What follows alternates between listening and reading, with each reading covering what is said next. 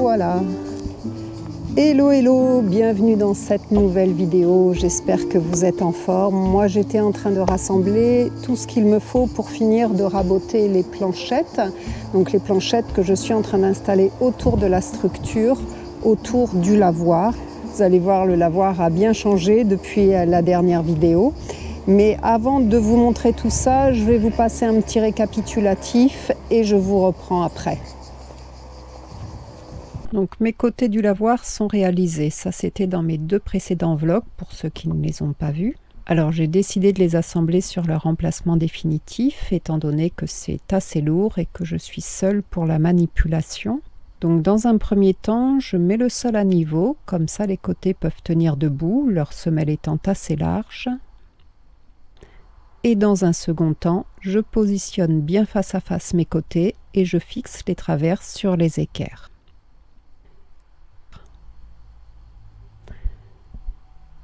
Comme mes vis ne sont pas très longues, je choisis d'ajouter une autre fixation avec une longue vis de 10 cm prise dans chaque montant. Et là, à ce stade, la structure n'a aucun jeu, ne bouge plus et ça c'était important pour la suite. Alors là, on voit que la planche à laver est installée. Je l'ai fait glisser dans les rainures que j'avais préalablement taillées dans les montants des côtés. Et puis pour finir cette première grande étape, la fixation de la traverse haute. Pâte à bois pour cacher les têtes de vis. Et grosse finition ponçage pour également chanfreiner toutes les arêtes que je ne laisse généralement pas en angle droit. Mais tout ça, c'est une histoire de goût bien sûr. Là, on peut voir avec la pose des planchettes, ça commence à prendre forme.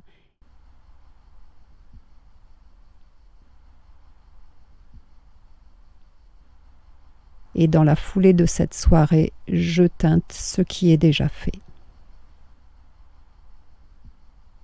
Finalement, j'ai décidé de lazurer la planche à laver. Un vernis aurait été plus approprié, ça c'est sûr, mais j'utilise en priorité un reste de produit pour réduire mes dépenses.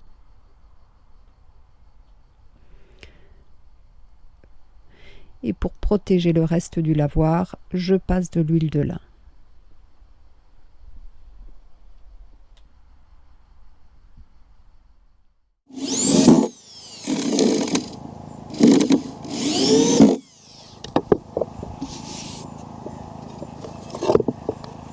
Voilà le dernier côté, j'ai plus qu'à ajuster celle-ci, voilà, qui est un peu trop large. En bas ça passe et encore, ouais, tout en bas ça passe et en haut par contre je vais faire une petite marque. Et voilà. Pour un bois extérieur, comme un bac à fleurs ou autre, c'est quand même mieux de mettre de l'huile jusqu'à saturation dans un premier temps. Et puis après, vous n'avez plus qu'à faire un entretien chaque année. Généralement, faut le refaire chaque année. Donc, je vais plutôt prendre la caméra comme ça dans la main pour vous montrer les plaques que j'ai fixées hier. Voilà, j'ai mis aussi cette petite roue. Et puis j'ai mis par-dessus ces équerres que j'avais également découpées. C'est surtout pour le style, pour la décoration. Voilà, ça apporte une petite touche de fer forgé. Donc même chose de ce côté. Alors hier, ça a été la journée fabrication de mes poutres, on va appeler ça comme ça. Des poutres qui vont soutenir donc les plaques ondulées. Alors au départ j'avais un petit décalage à ce niveau-là sur ces deux petits poteaux ici sur cette forme et finalement écoutez, je m'en suis bien tirée parce que ça passe nickel. Je vais essayer de ce côté-ci. Là j'ai un petit jour tout en haut. Ouais, je vais peut-être plutôt le mettre dans l'autre sens. Je vais essayer. Donc là elles sont juste teintées. J'ai pas encore mis l'huile. Je voudrais les fixer ce matin. Là,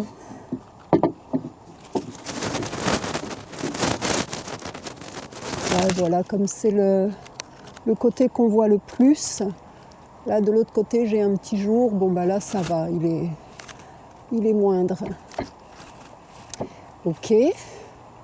Donc c'était plus joli en fait que je fasse, que je rabote comme ça l'angle de façon à pouvoir rejoindre les deux petites poutres, les deux traverses, que si elles avaient été en angle droit et que donc du coup elles auraient bien dépassé à ce niveau-là et il y aurait eu le jour entre les deux. Enfin bon, j'ai trouvé que c'était plus joli de faire comme ça.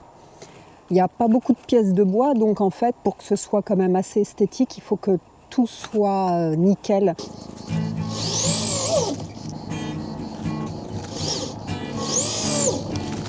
Là je suis à l'ombre, maintenant je vais passer au soleil, ça va être un petit peu moins marrant.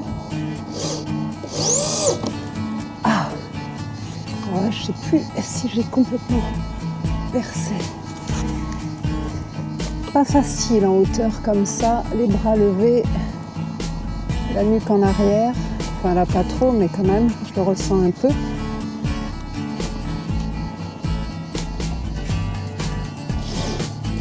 On va voir le bras long là. Allez. Yes. Ça tient. Bon bah je vais faire la même chose de l'autre côté et c'est bon.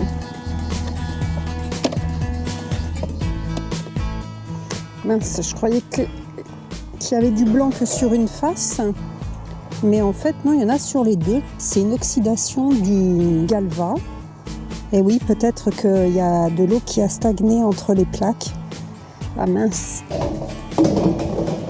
Ça fait une poussière blanche.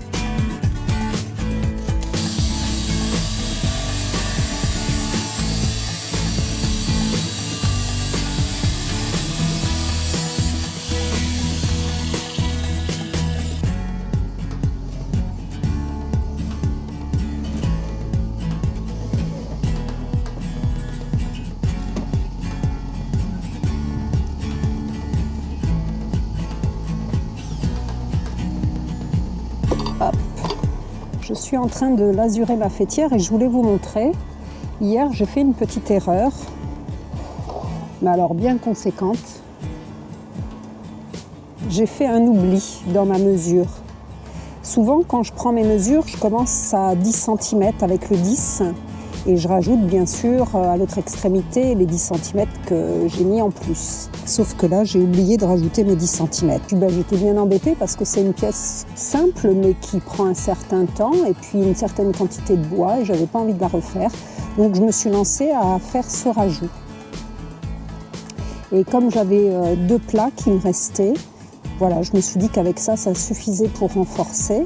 Alors bien sûr des petites vis, mais collées. C'est suffisamment solide. C'était pour vous montrer que parfois, une pièce comme ça, qui n'a pas à avoir de résistance mécanique, qui va être posée simplement sur la cime du toit, eh bien, on peut faire ce genre de rafistolage, parce que ça reste un rafistolage, et ça suffit, parce que c'est pas une pièce maîtresse.